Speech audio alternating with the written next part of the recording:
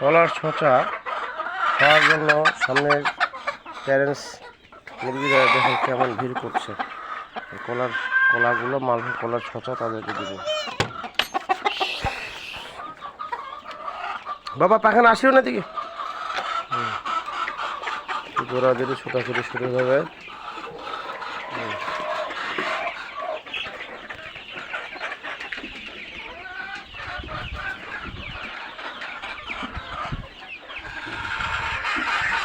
জোরাজুরি করতেছে,